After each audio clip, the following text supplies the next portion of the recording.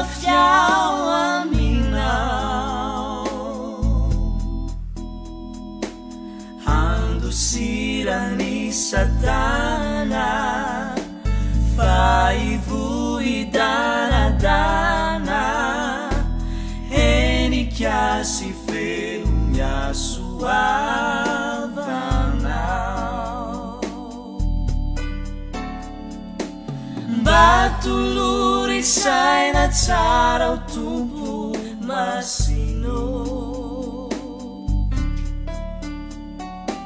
mba isainako ny lala mankany aminao.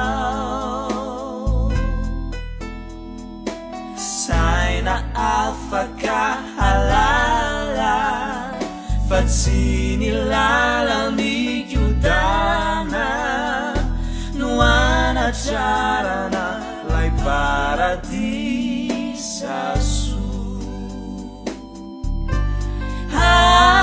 Akekeso hoe intiny tanako fikiry